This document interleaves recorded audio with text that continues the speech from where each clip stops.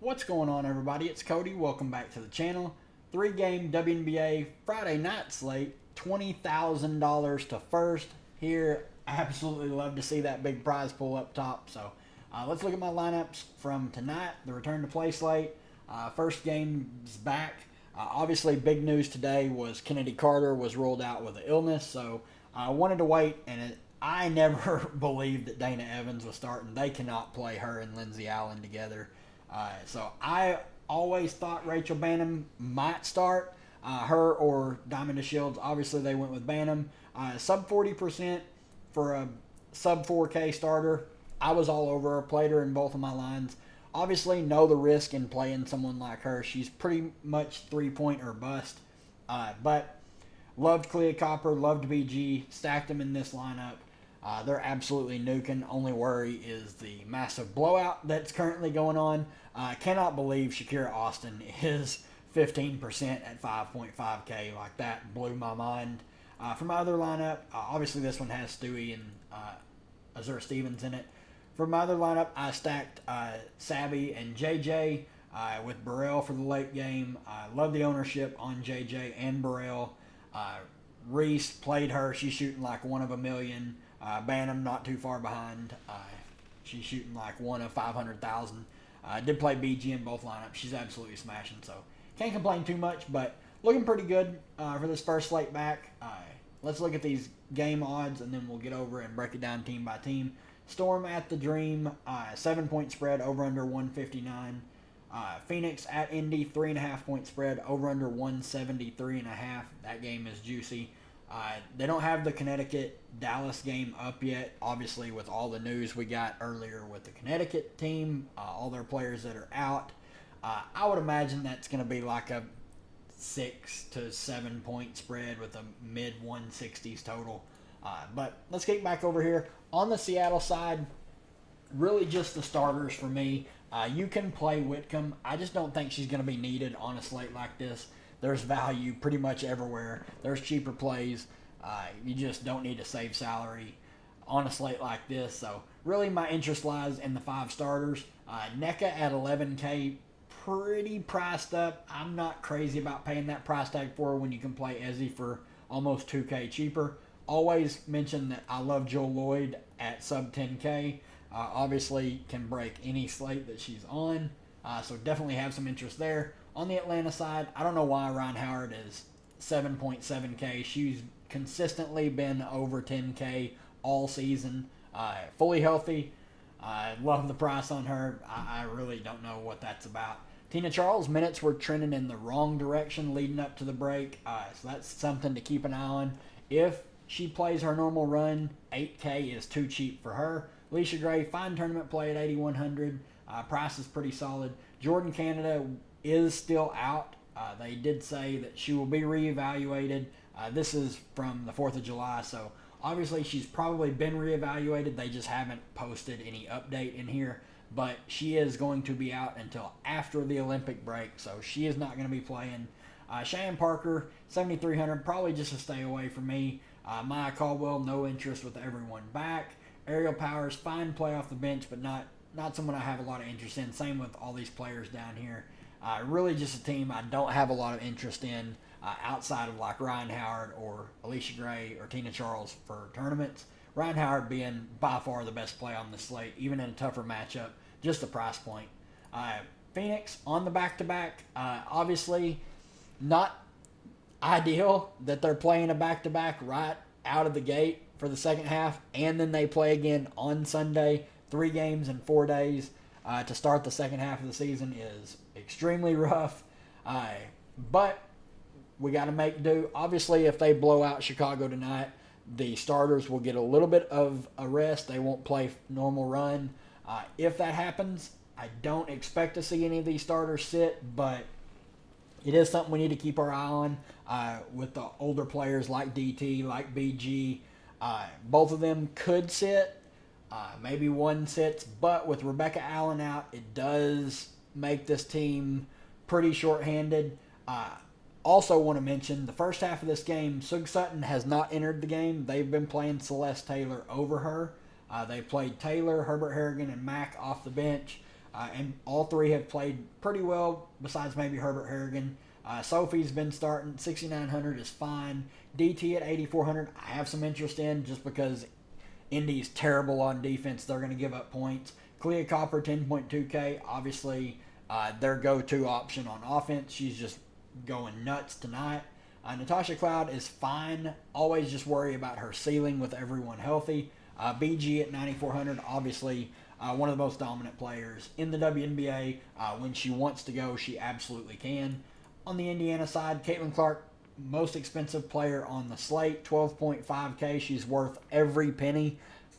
The break helped no woman more than it is going to help Caitlin Clark. She needed the break more than anybody. She had really figured it out right before the break as well. I mean, 60, 61, 72, 52, 59 in 4 of her last 5 to close out the first half of the season. Was not shooting the ball that well, especially from 3, in those games where she went absolutely nuclear crazy. So I'm expecting some just massive games out of her to close out this season. And she's just going to play huge, huge minutes. 38, 38, 38, 37, and the entire game here against Dallas. In a game that they lost, if this game is competitive, I'm expecting close to the whole game for her. She's going to be fully rested and ready to rock. Just insane assist numbers of late. Just the best passer in the league, and it's not even remotely close. Love the upside that she has. She's worth every penny of that 12.5K. Aliyah Boston, 11.4K.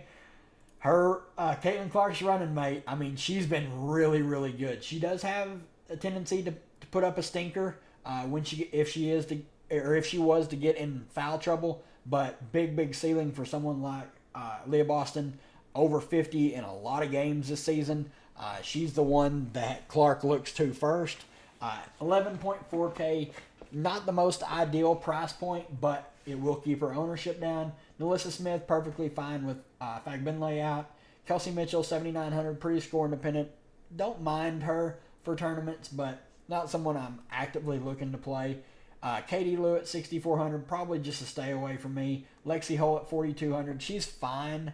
Would expect her to be one of the more used bench plays, but don't think she's needed on a slate like this.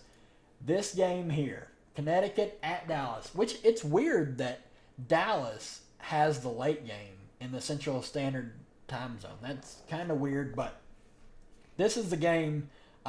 Dallas is awful on defense. They do have their players back. We're going to talk about that soon. On the Connecticut side, they're without Dejanay Carrington, who is out for personal reasons.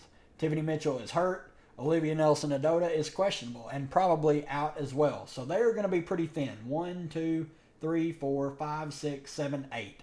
If Olivia Nelson-Ododa is out, they have 8 players and 4 guards. 4 guards, 4 bigs. Obviously, AT can run the point. Like, that's not anything new for her. She is sub 10K. This is the cheapest price we will ever get on Alyssa Thomas in one of the best matchups in the WNBA. I have a ton of interest in her at that price point. I think Dewana Bonner makes for a great tournament play at sub 9K. Marina Mabry's first game with Connecticut, she's going to have to play all the minutes she can handle in a revenge game against Dallas. I'm never one to really buy into the revenge game narrative, but someone like Marina Mabry, this is right up her alley. Like, she obviously wants to put it to her old teams. Bree Jones, 8,500, perfectly fine. Not someone I'm going to reach out to play or rush to play, but fine as the last piece in. Ty Harris is fine as well, 6,600. Not someone I'm excited to play, but another one that's fine as the last piece in. Burton, it is a fine play at 4,600. She's going to have to play a decent amount with Dejanay out and Tiffany Mitchell out. Also a revenge game for her. Dallas did do her dirty, so she might have a little extra chip on her shoulder. Not expecting much from Bickle or Nadir Fall, but at their price points, I think they're going to have to play some. So would get dusted off a little bit and be at least deep tournament viable, but once again, I don't think you have to dip down this low with so much great, cheaper plays out there. Just fantastic point per dollar plays all the way around. On the Dallas side, here is the best player on the slate, point per dollar. It's Satou Sabally, $4,700. I have no clue what they were thinking in pricing her at $4,700. She's listed as probable. She's going to play.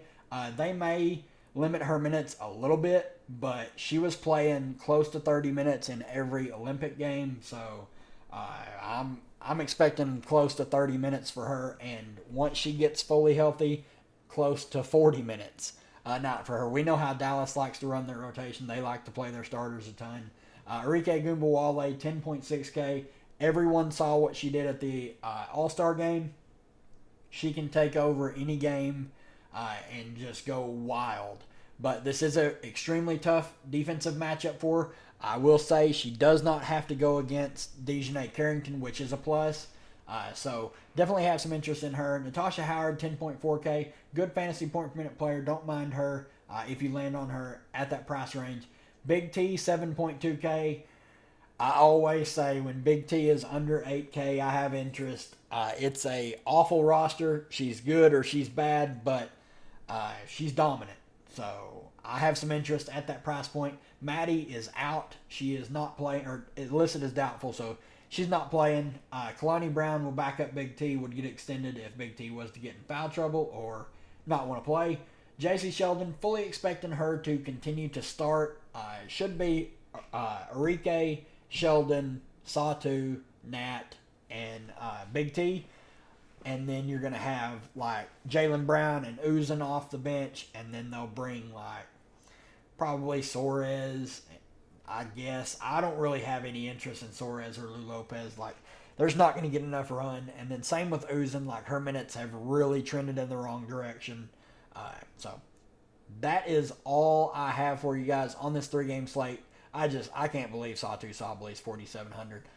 But if you guys want to play on Underdog, they have the $5 contest, 6-person drafts for tomorrow, 4K to first. I don't know why they didn't do 6-person drafts for this 3-game slate tonight, but 4K to first, good contest.